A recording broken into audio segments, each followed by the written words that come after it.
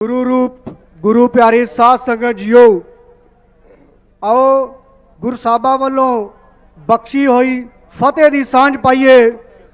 गज के फतेह बुलाओ। वाहेगुरु जी का खालसा, वाहेगुरु जी की फतेह। मैं बतौर पर्सनल एडवाइज़र भाई अमृतपाल सिंह मैंबर पार्लीमेंट, उन्हों का पर्सनल सकत्तर उन्होंने पीए होने के नाते कुछ दिन पहला डिब्रूगढ़ विच उन्होंने मिल के आया, उन्होंने विचार वटांदरा किया। सब तो पहला मैं दसना चाहना कि भाई साहब हुणी बहुत चढ़ती कला विच ने। उन्होंने चेहरे ते पूरा नूर पख रहा सी, सारे सिंह बहुत चढ़ती कला विच ने, पर वो पंजाब प्रति बहुत चिंतित सन। नौजवानी नूं लैके बहुत चिंतित सन कि साडा भविख जो नौजवानों के हत्थां विच है वो नशे वाल नूं तुरिया जा रहा है। बहुत विचार होए पर समय नूं नज़र रखदिआं मैं बहुत डिटेल विच नहीं जिक्र कर सकदा। उन्हां वल्लों दिता होया संदेश जो कि अपील के रूप में संगत नूं है, वो मैं आप सामने पढ़ना चाहांगा। 10वें पातशाह श्री गुरु गोबिंद सिंह जी महाराज जी की पावन चरण छो प्राप्त अते 40 मुक्तियां की धरती ते इकट्ठी हुई गुरु रूप गुरु प्यारी साध संगत जियो, गुरु साहिब सच्चे पातशाह वालों बख्शिश की हुई फतेह की सांझ पाइए। गज के आखो वाहेगुरु जी का खालसा, वाहेगुरु जी की फतेह। पंजाब की धरती तो हजारां मील दूर हुकूमत के पिंजरे विच कैद सरकारी जबर दा टाकरा सबर नाल करदे होए असीं चढ़दी कला विच हां अते हर पल हर श्वास पंजाब पंथ दी सुख मंगदे हां।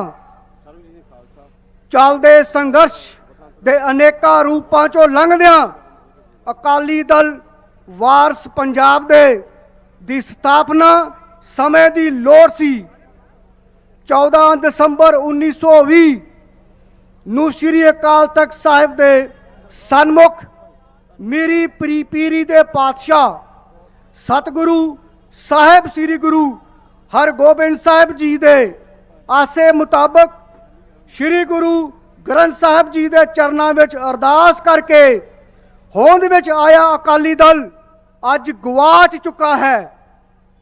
अज अकाली दल आप वारिस बड़ी बैठी रवायती अकाली लीडरशिप नैतिक तौर ते अगवाई करन दे काबिल नहीं रही ते हुण कानूनी बहाने बना के धर्म तो भगौड़ी हो गई है। राजसी धिर दियां सीमतावां तो असी भली भांत जाणू हाँ, पर राजसी खेतर नूं खाली छड्डना खला पैदा करना जिस दी पूर्ति करन लई पंथ पंजाब दियां दिलों विरोधी धिरां सरगर्म हो जांदियां हन। अकाली होण दा अर्थ अकाल पुरख दी प्रभु सत्ता नूं मन के पंजाब पंथ दे वडेरे हितां लई संघर्ष करना है। पर अजोके समय दे अकाली इस तो भगौड़े हो चुके हैं अते उन्हां वल्लों कीते पापां बारे कौम भली भांत जाणू है। हुण समय दी मंग है कि असीं इस खला नूं सिख आदर्शां दी रोशनी विच भरीए। संगत जी तुहाडे वल्लों बख्शे प्यार सत्कार दे असीं ऋणी हां। हुकूमत दियां कोजियां चालां अते कूड़ प्रचार नूं रद्द करदे होए तुसीं खडूर साहिब अते फरीदकोट दियां चोणां विच निमाणियां नूं माण बख्शिया है अते साडी ये फतेह हुकूमत दे कूड़ प्रचार दे विरुद्ध सब दी सांझी फतेह है। बेशक MP MLA ਤੇ ਦੁਨਿਆਵੀ ਅਹੁਦਿਆਂ ਦੀ ਚਾਹਨਾ ਸਾਡੇ ਹਿਰਦੇ ਵਿੱਚ ਨਹੀਂ, ਤੇ ਨਾ ਹੀ ਇਹਨਾਂ ਅਹੁਦਿਆਂ ਦੀ ਚਮਕ ਦਮਕ ਸਾਨੂੰ ਸਿੱਖ ਸਿਧਾਂਤਾਂ ਤੇ ਉਦੇਸ਼ਾਂ ਤੋਂ ਦੂਰ ਲਿਜਾ ਸਕਦੀ ਹੈ। ਅਸੀਂ ਪੂਰੀ ਤਰ੍ਹਾਂ ਸੁਚੇਤ ਹਾਂ ਕਿ ਭਾਰਤੀ ਹਕੂਮਤ ਸਿੱਖਾਂ ਨੂੰ ਆਪਸ ਵਿੱਚ ਲੜਾਉਣ ਅਤੇ ਕਮਜ਼ੋਰ ਕਰਨ ਲਈ ਕੋਝੀਆਂ ਚਾਲਾਂ ਚੱਲ ਰਹੀ ਹੈ। ਸਿੱਖ ਸੰਘਰਸ਼ ਨੂੰ ਸਮਰਪਿਤ ਹੁੰਦਿਆਂ ਹੋਇਆਂ ਦਾਸ ਅੰਮ੍ਰਿਤਪਾਲ ਸਿੰਘ ਐਲਾਨੀਆ ਤੌਰ ਤੇ ਕਹਿੰਦਾ ਹਾਂ ਕਿ ਮੇਰਾ ਕਿਸੇ ਸਿੱਖ ਭਰਾ ਨਾਲ ਕੋਈ ਵੈਰ ਵਿਰੋਧ ਨਹੀਂ। ਬੇਸ਼ੱਕ ਕੋਈ ਮੇਰਾ ਕਿੰਨਾ ਵੀ ਵਿਰੋਧ ਕਰੀ ਜਾਵੇ, ਪਰ ਮੈਂ ਨੌਜਵਾਨਾਂ ਨੂੰ ਅਪੀਲ ਕਰਦਾ ਹਾਂ ਕਿ ਅਸੀਂ ਪੰਥ ਦੇ ਵਡੇਰੇ ਹਿੱਤਾਂ ਨੂੰ ਮੁੱਖ ਰੱਖਦਿਆਂ ਹੋਇਆਂ ਆਪਸੀ ਖਾਨਾ ਜੰਗੀ ਤੋਂ ਬਚਣਾ ਚਾਹੀਦਾ ਹੈ।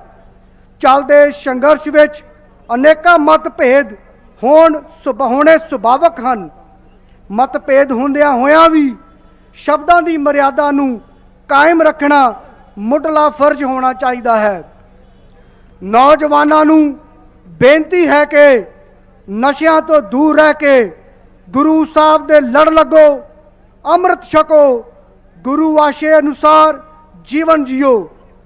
ਹਾਂ, ਸਾਡੇ ਸੰਘਰਸ਼ ਦਾ ਪੰਧ ਲੰਬੇਰਾ ਹੈ, ਇਸ ਲਈ ਜਥੇਬੰਦਕ ਹੋਵੋ, ਆਪਸੀ ਪ੍ਰੇਮ ਏਕਤਾ ਇਤਫਾਕ ਕਾਇਮ ਰੱਖੋ ਤਾਂ ਜੋ ਪੰਥ ਦੀ ਚੜ੍ਹਦੀ ਕਲਾ ਹੋ ਸਕੇ। ਅਕਾਲੀ ਦਲ ਵਾਰਸ ਪੰਜਾਬ ਦਾ ਗਠਨ ਅਕਾਲੀ ਰਾਜਨੀਤੀ ਦੇ ਮੁੜ ਸੁਰਜੀਤ ਹੋਣ ਦਾ ਪਹਿਲਾ ਕਦਮ ਹੈ। ਸਥਾਪਿਤ ਰਾਜਨੀਤਿਕ ਧਿਰਾਂ ਅੱਡੀ ਚੋਟੀ ਦਾ ਜ਼ੋਰ ਲਗਾਉਣਗੀਆਂ ਕਿ ਸਾਡਾ ਰਾਹ ਰੋਕਿਆ ਜਾਵੇ, ਪਰ ਦਰਿਆਵਾਂ ਨੂੰ ਕਦੇ ਬੰਨ੍ਹ ਨਹੀਂ ਵੱਜਦੇ ਹੁੰਦੇ।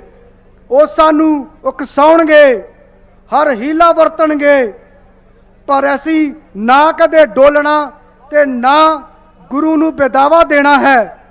ਇਹ ਸ੍ਰੀ ਮੁਕਤਸਰ ਸਾਹਿਬ ਦੀ ਉਹ ਪਵਿੱਤਰ ਧਰਤੀ ਹੈ ਜਿੱਥੇ ਭਾਈ ਮਹਾਂ ਸਿੰਘ ਨੇ ਗੁਰੂ ਸਾਹਿਬ ਦੀ ਗੋਦ ਵਿੱਚ ਜ਼ਿੰਦਗੀ ਦੇ ਆਖਰੀ ਸਵਾਸਾਂ ਸਮੇਂ ਇੱਕੋ ਇੱਕ ਅਰਜ਼ ਕੀਤੀ ਸੀ ਕਿ ਸਤਿਗੁਰ ਸੱਚੇ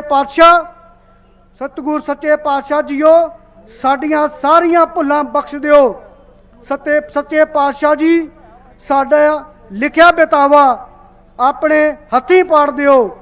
ਆਓ ਦਸਮ ਪਾਤਸ਼ਾਹ ਕਲਗੀਧਰ ਪਿਤਾ ਸਾਹਿਬ ਸ੍ਰੀ ਗੁਰੂ ਗੋਬਿੰਦ ਸਿੰਘ ਜੀ ਦੀ ਚਰਨ ਛੋਹ ਪਵਿੱਤਰ 40 ਮੁਕਤਿਆਂ ਦੀ ਪਵਿੱਤਰ ਧਰਤੀ ਤੋਂ ਅਸੀਂ ਅਰਦਾਸ ਕਰੀਏ ਕਿ ਸਤਿਗੁਰ ਸਾਨੂੰ ਸੀਨੇ ਨਾਲ ਲਾ ਕੇ ਰੱਖਣ ਤੇ ਅਸੀਂ ਇਸ ਦੁਨਿਆਵੀ ਕਾਸ਼ਾਂ ਅਹੁਦਿਆਂ ਦੀ ਹੋੜ ਤੋਂ ਮੁਕਤ ਰਹਿ ਤੁਸ਼ ਜਾਣਦੇ ਹੋਏ ਪੰਥ ਪੰਜਾਬ ਦੀ ਸੇਵਾ ਕਰ ਸਕੀਏ। ਗੁਰੂ ਪੰਥ ਦੇ ਦਾਸ ਭਾਈ ਅੰਮ੍ਰਿਤਪਾਲ ਸਿੰਘ ਤੇ ਸਾਥੀ ਸਿੰਘ ਨਜ਼ਰਬੰਦ ਡਿਬੜੂਗੜ੍ਹ ਜੇਲ੍ਹ ਅਸਾਮ। ਵਾਹਿਗੁਰੂ ਜੀ ਕਾ ਖਾਲਸਾ, ਵਾਹਿਗੁਰੂ ਜੀ ਕੀ ਫਤਿਹ।